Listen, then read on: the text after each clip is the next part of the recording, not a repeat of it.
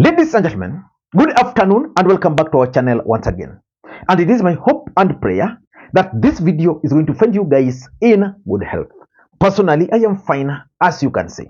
Kisumu is fantastic, and maybe you could also let me know where you're watching the video from, the county or the country, in case you are out of the republic. Ladies and gentlemen, William Samoei Arap Ruto is going to make history. William Ruto is going to make history as the first one-term president in the Republic of Kenya. Because clearly William Ruto has lost touch with the people. William Ruto has lost the mountain.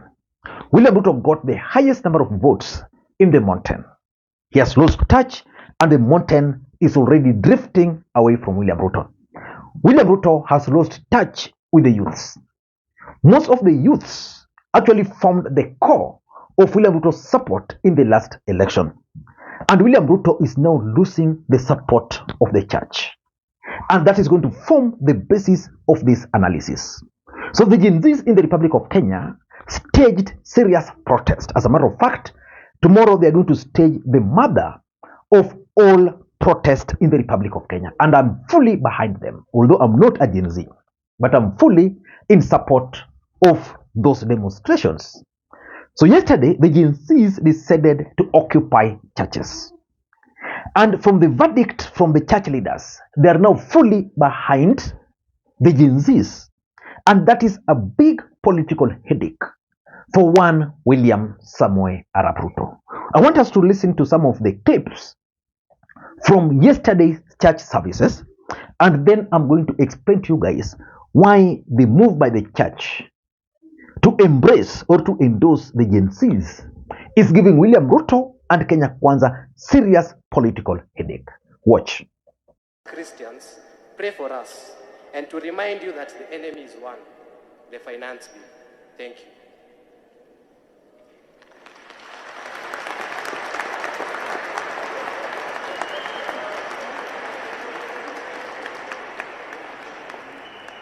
Let us stand for Kenya, okay?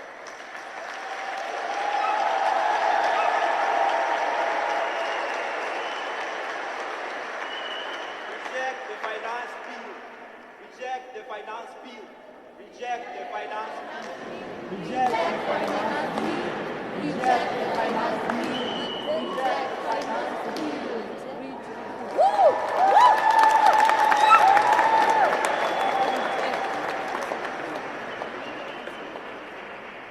Let's give him a round of applause for expressing himself.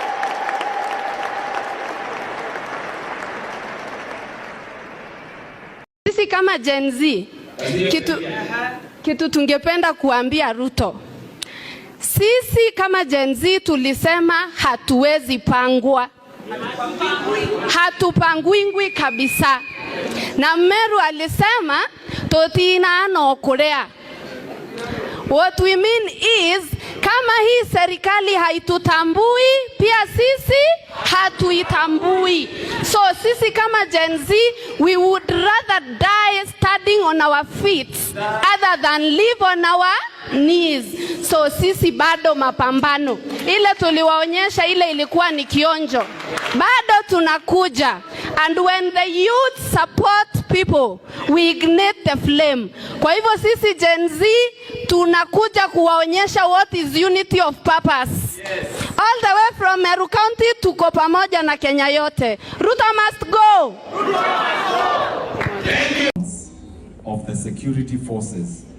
We condemn the arbitrary arrests that happened, and most importantly, we condemn the loss of a precious life, and we want to appeal that justice will prevail.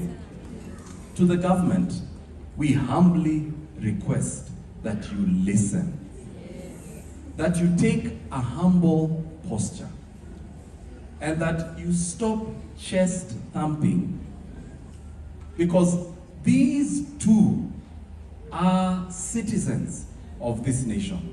These two deserve the respect and the honor of our country. To this generation, we want to conclude this session together this afternoon by speaking a word to you as a generation. And it's the words that Paul spoke to Timothy. The words that Paul spoke to the next generation. And these are the words we give you as your loving church, as your loving body. Do not let anyone look down on you because you are young. Allow me to address to myself, to the Gen Z generation. I have been followed all through, and I've heard you cry and concerns, and please forgive us where we have failed you as a church. To the Gen Z, as a young bishop, I can identify with your frustrations. There's a big dichotomy between what we confess sometimes as Christians, but also what we practice. I will endeavor to challenge the status with my individual life in both what I say and do, and invite you all to engage with me as we seek to find a lasting solution for our country. Nafikiri hiyo maandamano ingine hata mimi nitakuwako. Ni alini? Ni alini hiyo? Ni alini? Ni a Tuesday. Lakini kwa nini government haiwezi kusikiliza? Why are you passing this thing and people are complaining? Why are you using arrogant? Mumechaguliwa na watu wamekataa. Ama ni nini? Si ni watu waliwachagua mkawawakilishe na wamekataa hao watu. Your Excellency, hiyo mimi ningefanya appeal.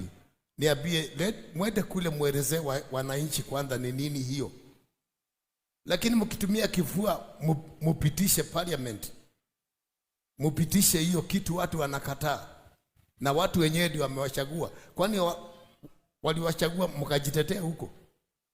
Wananchi wamewachagua. Take this where you want. Wananchi wamewachagua, mwende mkawatetee. Sasa hapo wanasema msitutetee, hatutaki hiyo. You just withdraw. Government si yako peke yako. Government hapana ya wabunge peke yao. Government ni yetu sote. Yes, government ni yetu sote, si ya wabunge, si ya rais peke yake. Government ni yetu sote, tuko ndani. Hata mimi niko ndani ya government.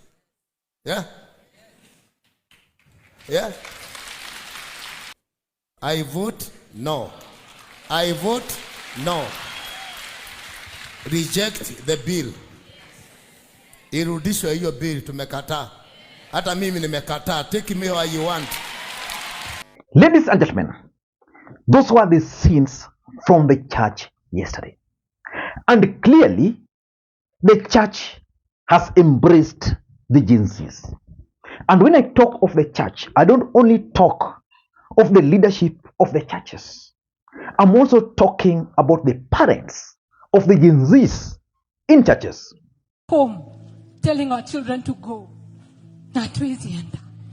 Gen Z ni watoto wetu, natuwezi enda.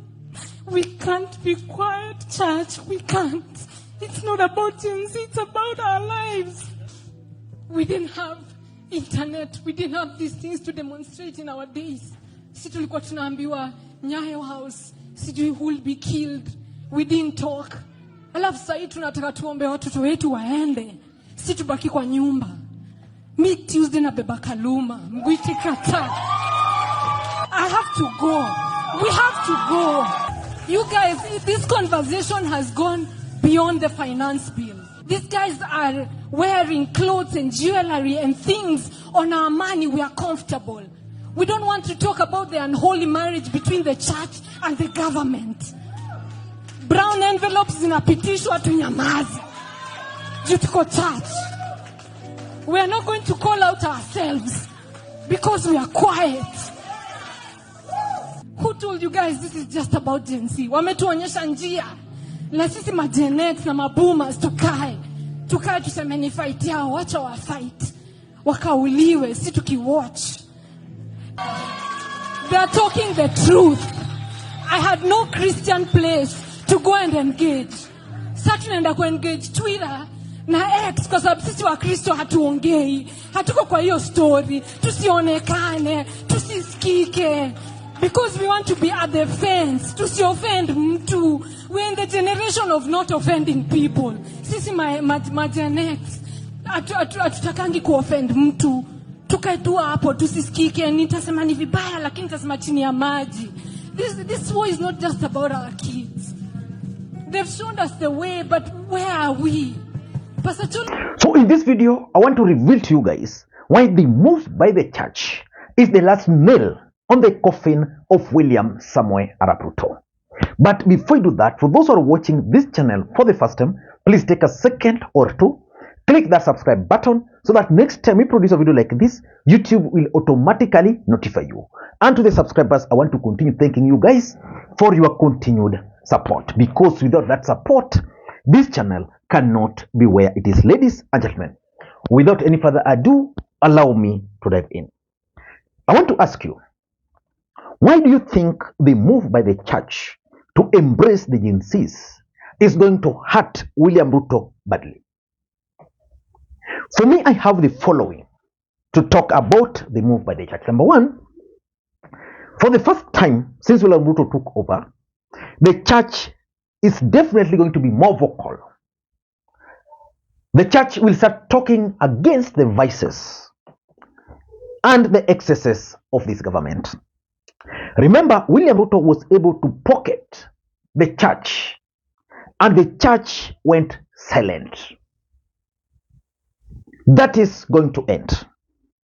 Let me tell you how William Ruto managed to silence the church. When William Ruto embarked on a journey of becoming the president of the Republic of Kenya, William Ruto realized that he had a lot of weaknesses. So William Ruto went and pocketed the civil society, some of them. That's how he ended up picking people like David Ndii. William Ruto went to the church, because you all know the history of the church in Kenya. The church during Okolo time, during Moge time, used to be the voice of the voiceless. So William Ruto knew that without pocketing the church were going to be the voice who would talk against his government. So William Ruto started aligning himself to the church. William Ruto would go to churches every single day, every single week. William Ruto had harambes for church. William Ruto and his team embarked on that journey, and they were able to win the support of the church. The church provided William Ruto with a platform. For example, let me just give you yesterday. Assuming yesterday was just a peaceful day where he went to Nyahururu, and those people just went and attended the event. So it would have been possible for William Ruto to just tell the lie there, and the church would have supported him.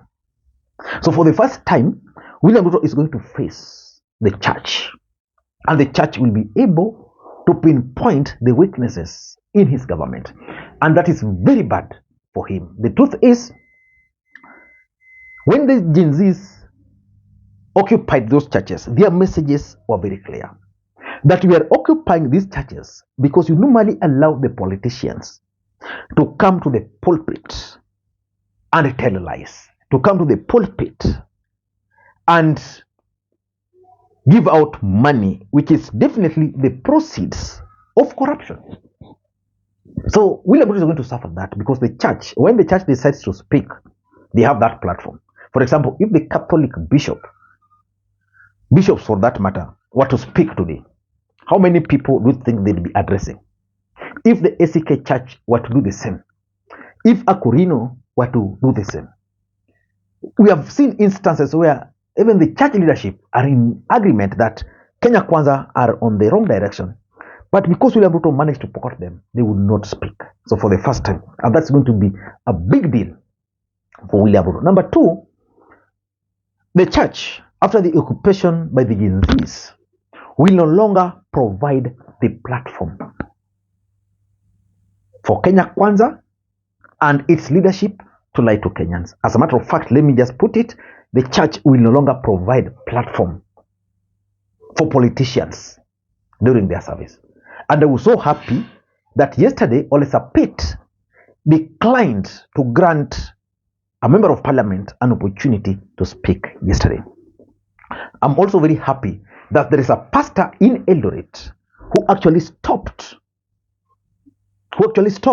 Kipchumba Murkomen. But there's a pastor somewhere in Kiambu who allowed this ng'ombe here to speak, and listen to what he's speaking.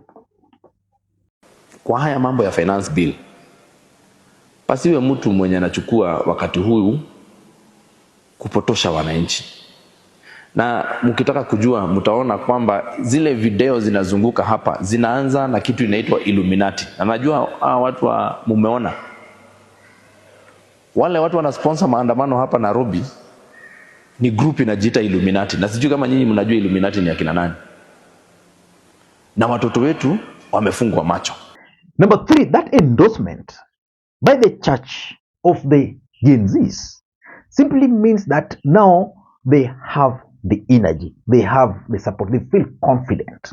Because when they began this journey, it was like, will they be able to sustain it? Are they going to be disowned? Now they went to church, the church has embraced them. The mosque embraced them. Even the last time they were on the streets, everybody is embracing them. In fact, even Kenya Kwanza themselves are now trying to embrace the Gen Zs, which means now these guys now have the energy, and that energy will propel them to continue with whatever they are doing. I can assure you that after last week's mandamanos, a lot of Gen Zs are out to go to the street. Remember, William Ruto and the team miscalculated these Gen Zs. They thought that these are people, you just give them internet and that's the end of story. And that most of these guys were not aware, politically speaking. But after all these demonstrations, I can assure you, this generation are aware politically more than the previous generations after the finance bill. I've listened to some of them. For example, listen to this lady and tell me if she's not aware of whatever is happening. I've seen people coming here and saying, oh, sasa jamtaki hizi taxes, mnadhani pesa ya infrastructure itatoka wapi? Hakuna mjini tuko deep in debt that we must pay. Koso. Listen, sisi si wajinga. We understand the debt crisis and we understand the importance of taxes. Now, I will not claim that I know the ins and outs of coming up with a finance bill for an entire country, but I do know a little about budgeting. Ukibudget kuna kitu inaitwa essential expenses and non-essential expenses. Let me give you an example. If in a month or let's say a year, things are hard or I'd like to channel my income elsewhere, let's say debt. The first place I will look at is my non-essential expenses. If maybe I'd spend 5k on entertainment, I'll reduce it to 1k or scrap it off entirely. That is what we should be doing during a debt crisis, no? Now, what annoys me is that instead of focusing on essential things like Linda Mama, we have 800 million going to confidential use. For context, that is over 66 million monthly. That tumeambiwa is none of our business how it is used. So before giving us an oppressive bill, let us ask, have we really looked at the budget and the expenditure and completely failed to see the areas we can get money from? Have we failed to see the people who are getting huge salaries for absolutely no reason? Kuna 600 million ya kurenovate nyumba. Yani nyumba ilishajengwa na 400 million. So ni kupaka rangi, kununua light fixtures mpya, kununua viti mpya. Wow. Iyo 800 million, 600 million, 18 billion ya travel, 250 million ya medals, are they essential? Can we take that money, even a fraction of it, and put it in areas that benefit the people of the country without actually putting a strain on the people who are actually struggling? Na mbele mkishindwa, tumeza group work. So tunaweza kuja pamoja tuwasaidie. So no, we are not satisfied with those little clauses that you have removed. We are rejecting the entire bill. Are we together? Thank you. Number 3, there is always this thing which I keep on repeating on this platform called perceptional value. Now, the church used to be with William Ruto. They are now likely out. The mountain used to be with William Ruto. The mountain out. The other people who also used to be with William Ruto, they are now out. So it creates a perception about Kenya Kwanza, and that actually leads to legitimacy questions. In fact, the reason why William Ruto is not willing to clamp down is because of one thing: the fear of vote of no confidence. That's what Musalia Mudavadi said, and that is clearly why William Ruto is unwilling to climb down. If I were Ruto, I was telling someone that if I were Ruto, I would simply recall the bill or ask the members of parliament to defeat it. But William Ruto can take advantage, recall the bill, and tell the Gen Zs that have had you, let us review this bill once again. So it's going to have that legitimacy issues as far as perceptional value is concerned. And lastly, the mere fact that the church are now dumping William Ruto after the youths, it means they are going to disrupt William Ruto's grassroots networks. In the last election, William Ruto weaved his networks up to the church, so that in any of his network on the ground, there was a church leader. So I don't know what has happened. I don't know. But the truth is that network is going to be dismantled. And lastly, kabisa, I think you remember how the church used to brand Raila Odinga and Azimio as the devil and William Ruto as an angel. William Ruto has also lost that. So which means in the next election, the Gen Zs will not allow the church to brand others as the devil. They will not allow William Ruto to be branded as assistant or deputy Jesus. I don't know what you think. That's my take. Until next time, this is Lee Makwiny. Bye-bye.